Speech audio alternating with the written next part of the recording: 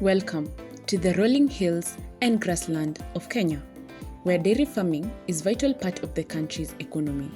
But behind the scenes of this thriving industry, a silent threat lurks: a multitude of diseases that can decimate a dairy farm, threatening the livelihoods of farmers and their families.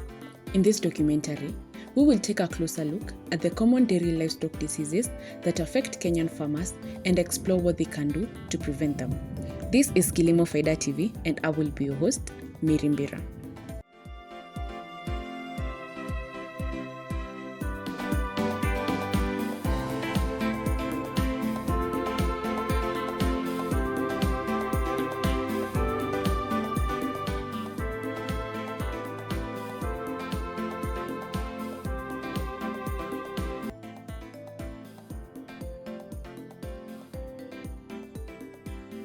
One of the most common diseases affecting dairy cattle in Kenya is mastitis, an infection of the udder.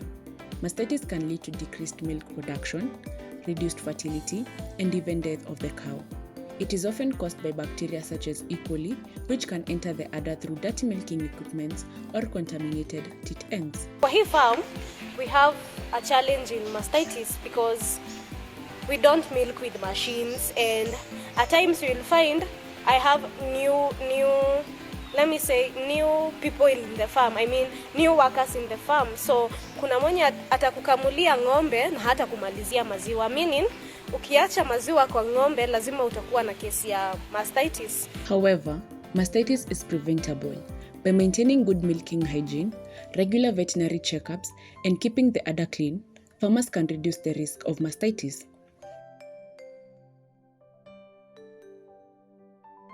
Another highly contagious disease affecting Kenya dairy farms is foot and mouth disease, characterized by painful blisters on the feet and mouth. This disease can spread quickly between animals, leading to significant economic losses for farmers. Right back home, Nandi County government has imposed quarantine on all livestock in the county in a move to prevent the spread of foot and mouth disease. Now, the disease has claimed the lives of hundreds of livestock in the county. The cases of foot and mouth disease have affected Mosop, Chemusei, Engwen, and Aldai sub-counties. Tumekuwa na wanyama kutoka kule Uganda, Tanzania wanapita hapa kwenda our neighboring counties, and also ile threat yenye tumekuwa nao kati ya neighboring counties yetu na county yetu.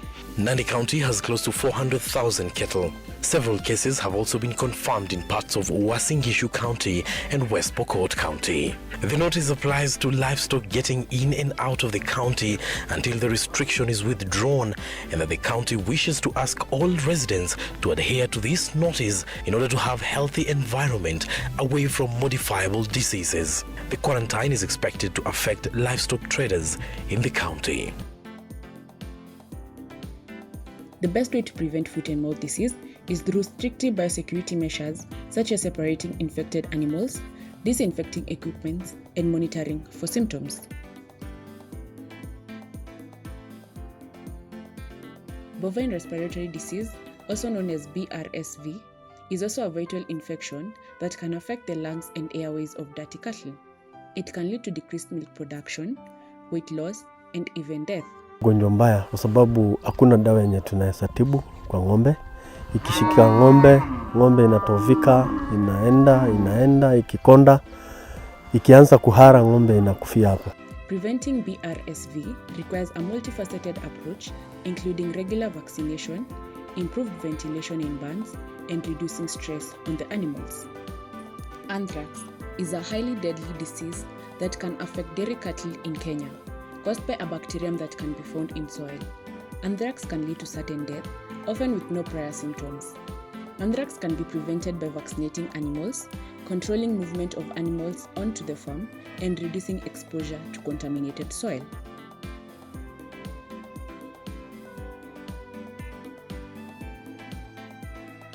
Brucellosis is a bacterial disease that can affect the dairy cattle in Kenya, leading to abortion, reduced milk production, and decreased fertility. 25% of diseases that affect animals have also the potential to affect human beings. An example of such a disease is brucellosis. The main thing that we see also in brucellosis affected animals is the abortion of the fetus before it reaches terms.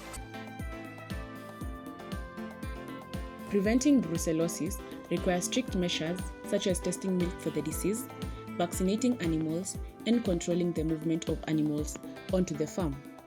So in that case, we encouraged the farmers to bring, or whoever is attending the animals, to bring two kind of samples. That's one is the milk, and through milk we can be able to test whether the milk has what we call the antibodies. An antibody is a body reaction towards an infection. When an animal or a body of an animal is infected, it develops a defense mechanism to fight the infectious agent. So that defense mechanism, the body is able to produce what we call the antibodies which fight the agent. So we can able to test the fluid of the animal, either milk or the serum, which is the watery part of the blood. We can be able to test the presence of the antibodies for brucellosis, and therefore advise the farmers on what to do with an animal that is infected with the disease.